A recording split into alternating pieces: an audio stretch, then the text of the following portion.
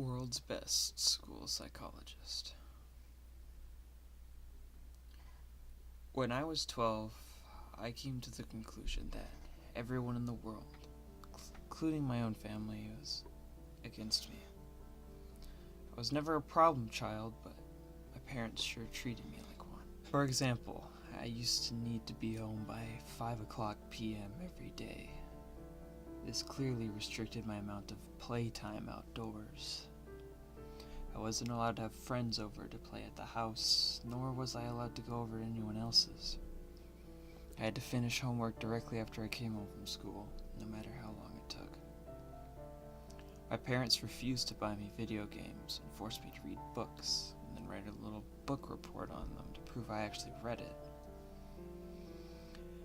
Now, even though those rules listed above were quite frustrating to me as a child, they aren't what upset me the most. What really hurt me was the lack of compassion on the behalf of my parents. My mother was a bitter woman who always made me feel guilty of accidents or mistakes I've made. My father only knew one emotion: frustration. The only time he spoke to me was when he screamed at me for receiving poor test scores or beat me for misbehaving. Enough about them. Let's talk about my school psychologist. For his own privacy, we'll call him Dr. Tanner. Like most junior high school students, a psychologist is always available on campus during school hours to assist any students in need of counseling, whether it's emotional, academic, social, behavioral, etc. To be honest, I had never seen any students talking with Dr. Tanner. Every day I would walk past his office on my way to the cafeteria and peek through his door's little window. He would always be alone in there, working on some paperwork. I guess that most kids were too afraid to speak about their problems to an adult who was practically a stranger. For this reason, it took me 3 weeks to muster enough courage to go into his office. March 2nd, 1993 was the day that I decided to voice my troubles to Dr. Tanner. During lunch break, I stood in front of his office door and knocked. Through the window, I could see him raise his head, smile, and motion for me to come in. I did. He greeted me by introducing himself and asking for my name. Dr. Tanner was a very soft-spoken man who seemed to radiate kindness. In less than 30 minutes, I rambled to Dr. Tanner about how mean my parents were and how they didn't care about me at all. After a while, my voice began to quiver and I stopped speaking. The psychologist listened patiently to my whole spiel, arms folded and head nodding. I half expected him to begin talking about how everything I had just said was untrue and that my parents loved me dearly and blah blah blah. But he didn't. Dr. Tanner leaned towards me with a grin on his face and said, "You know, I'm the best school psychologist in the world. I promise we'll fix this." I rolled my eyes. "Okay, but how?" "I have my ways," he replied. "I'm a man of my word. I promise that within just 1 month, the relationship between you and your parents will change for the better. Forever." After a brief pause, he continued, "Although I do need you to make me a promise. You have to promise me that you'll come back to my office after school tomorrow, and that you won't tell anyone that we had this conversation today. It'll be our little secret." I promised. The following day, I returned to Dr. Tanner after school. It was around 4 p.m. when I entered his office. After a warm welcome, he asked me to have a seat in front of his desk once again. Upon sitting down, I watched Dr. Tanner close the blinds of the door's tiny window. "There," he smiled. "Now we have all the privacy we need." We began to talk about my likes and interests, my favorite subjects in school, my least favorite teachers, things of the like. About an hour into the conversation, Dr. Tanner offered me a soft drink. I gladly took the offer, considering my parents never allowed me to drink soda. Dr. Tanner reached over to his mini fridge and fidgeted around before sitting down to open 2 cans of soda on the desk. Afterwards, we continued to talk about what was going on in my life, but it wasn't long before I passed out from whatever drugs Dr. Tanner placed in my drink. It took me a minute or so to adjust my blurred vision upon waking. And when it did, I had no idea what to think. I was handcuffed to the bed and my mouth was sealed with duct tape. I immediately began to panic, squirming and tugging at the cuffs, but gave up soon after. My eyes widened in disbelief after looking around the room. There were posters of superheroes pinned up all along the walls and photographs of famous athletes on the shelves. In the middle of the room was an old television and Super Nintendo, various game cartridges stacked alongside it. I didn't know what to think. Here I am in a room filled with items most kids would die to play with. I would have probably cried from joy if I hadn't been handcuffed to a bed frame. My stomach sank once again as the door opened and Dr. Tanner walked inside. He sat down on the edge of the bed. "Now listen," he said. "Remember that I'm here to help you, and I would never hurt you, okay?" Dr. Tanner gently removed the tape from my mouth, and then the cuffs from my hands.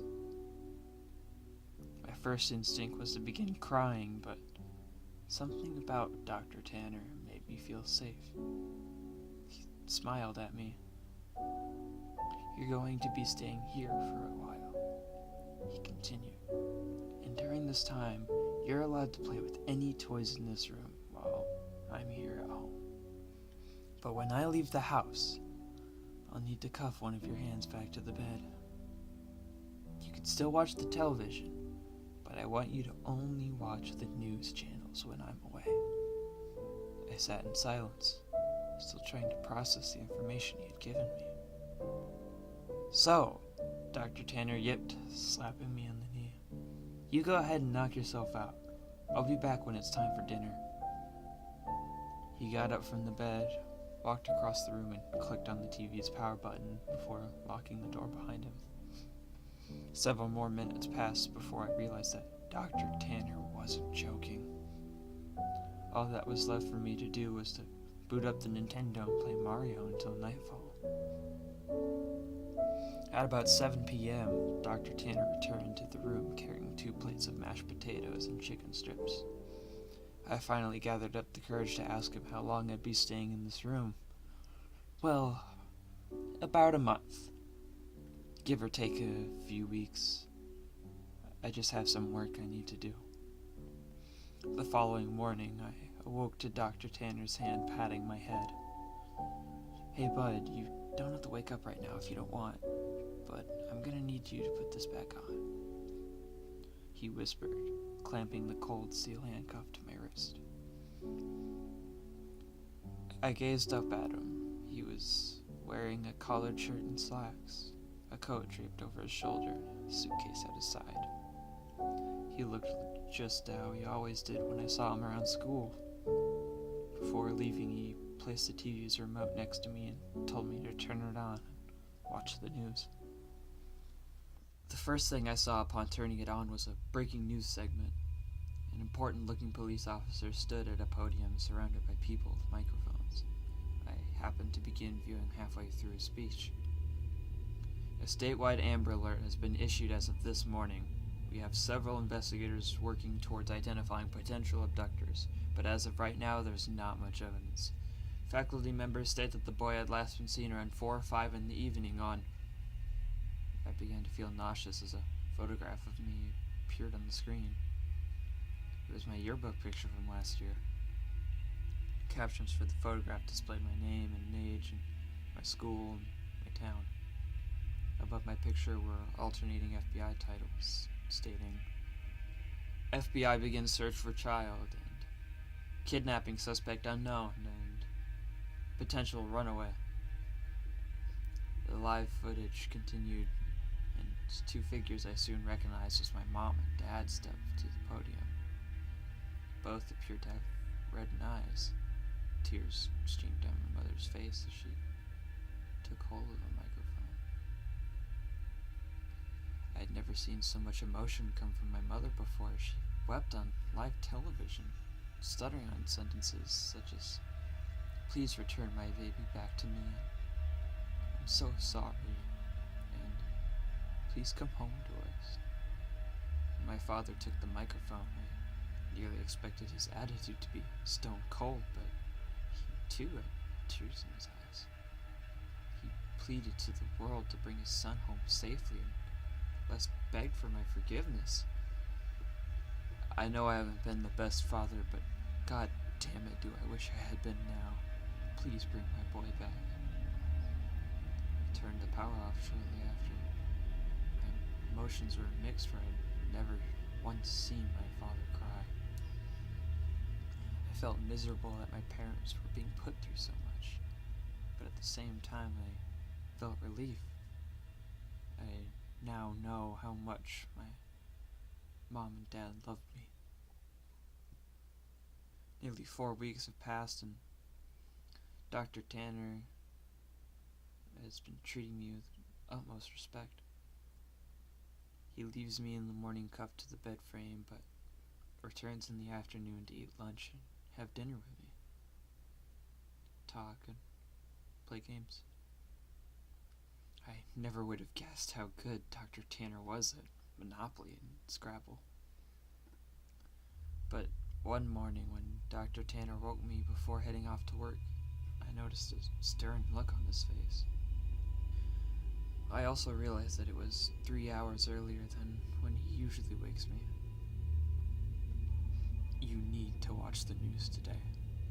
No exceptions. I want you to keep the television on all day and pay close attention to it," he stated grimly. I, of course, complied and watched him exit the room. About 2 hours later, a breaking news segment interrupted the toothpaste commercial I was watching. The title stated, "Human Remnants Found." Two staunch-looking men in suits stood aside one another and began speaking. "We are displeased to bring up such unfortunate news this morning regarding our missing child case from earlier this month." One of the men bowed his head while the one speaking shuffled through some papers. He continued, "Remains of a body have been found in a garbage bag beneath a highway overpass. The body appears to be that of a child, although not much of it is left. The body has been decapitated and much of it has been burnt to ash and bone." The screen shifted over to a helicopter view of the freeway. Dozens of police cars gathered near the bottom of a tall overpass. The man's voice could still be heard. "Within the bag, police found a junior high school identification card labeled as such." The screen showed the school ID card I always kept in my back pocket. The plastic was sort of melted away, but my photograph and name were still intact. After the two men dismissed themselves, the camera panned over to my parents. They were sitting among reporters. My mother's face held a painful grimace. My father socked his head down on his knees. I shut the television off. Dr. Tanner returned home very late. He hurried into the room, unlocked my cuffs, and placed a bottle of fizzing water into my hand. He placed his hands on my shoulders and smiled. "I made you a promise, didn't I?" I nodded, tears squeezing their way out of my eyes. "You need to make me a promise again," he whispered. He told me that I needed to drink all the water in the bottle. It would help me sleep. And that from here on I to never tell anyone that I ever met him. I promised. I told you I'm the best school psychologist in the world, didn't I? And he was right. I awoke later that night to find myself lying in the middle of a park, stars shining brilliantly across the night sky. I recognized the park. wasn't too far from my school. A mile or so down the road, I saw my house. The lights were off inside, but I could make out my father sitting on the step leading to the front door. I hesitantly called out to him. He lifted his head slowly, but when he saw it was me, he sprang to his feet, ran towards me, arms open, yelling my name. My mother erupted from the house behind him. Dr. Tanner was right. Things have changed with my family, and my parents smile more often, treat me lovingly. I could not have asked for a more perfect ending. Every now and then I see Dr. Tanner on campus, talking to and from his office. Rarely do we ever make eye contact, let alone speak to one another, but sometimes he'll shoot me a wink and a smile. I'll always keep my promise to him and pretend I never met him, but there will always be one question forever floating in my mind. Who did Dr. Tanner decapitate and throw off the overpass?